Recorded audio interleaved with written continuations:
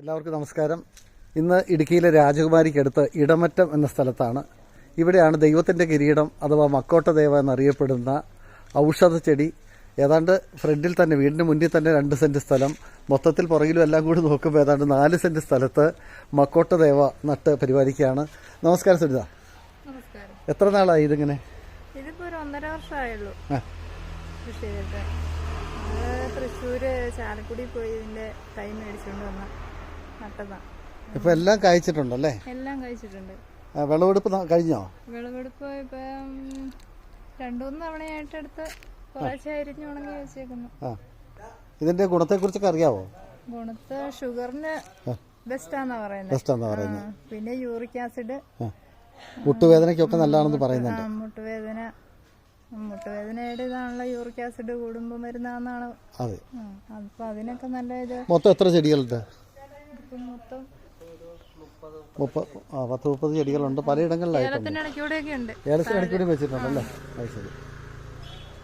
അതിപ്പോ ഈ കായ്കൾ ചെറിയ കായ്കൾ ഉണ്ടാവുന്നുണ്ട്, ചിലയിടത്ത് വലിയ കായ്കളുണ്ട്. പഴുത്ത കായ് ഇതിന്റെ ഇടയ്ക്ക് കാണുന്നുണ്ട്. നല്ല റെഡ് കളറിലെ പഴുത്ത്. അപ്പൊ വിളവെടുപ്പ് എത്ര തവണ നടത്തി? വിളവെടുപ്പ് ഇത് ഇങ്ങനെ പൂത്തോണ്ട് ഇരിക്കും. കായ പല പ്രായത്തിലുള്ള കായ്കളാണിത്. ഇവിടെ നല്ല ഒരു 1-2 കൊലയുണ്ടല്ലേ? ഇതാണ് വളരെ മനോഹരമായ കാഴ്ചയാണ്. പക്ഷെ നമുക്ക് ഇങ്ങനെ പച്ചക്ക് കഴിക്കാനും പറ്റൂല അല്ലേ? പച്ചക്ക് കഴിക്കാൻ പറ്റില്ല. പച്ചക്ക് കഴിച്ചാൽ വിഷമാണ്.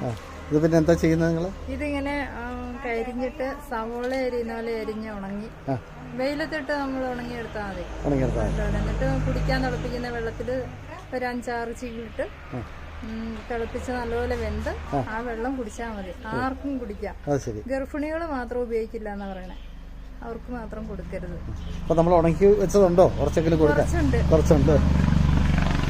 എന്തായാലും രാജകുമാരി ഇടമറ്റത്തും നന്നായിട്ട് മക്കോട്ടദേവ വളരുമെന്ന് തെളിയിക്കുകയാണ് സുനിതയും ഭർത്താവ് അജി അല്ലേ? സുനിതയും അജിയും കൂടിയിട്ട് ഇത്ര ഒരു കാര്യം, അതായത് ചാലക്കുടിയിൽ നിന്നല്ലേ? ചാലക്കുടിയിൽ നിന്ന് തൈകൾ കൊണ്ടുവന്ന് നട്ടുപരിപാലിച്ചു. എന്തായാലും ഇത് കായ്ച്ചു നിൽക്കുന്നൊരു കാഴ്ച അതിമനോഹരമാണ്. ദൈവത്തിൻ്റെ കിരീടം മക്കോട്ടദേവ ഇടുക്കിയിലെ ഇടമറ്റത്ത്, രാജകുമാരി ഇടമറ്റത്തും നന്നായിട്ട് തഴച്ചു വളരും എന്നുള്ളതിൻ്റെ ഒരു തെളിവാണിത്.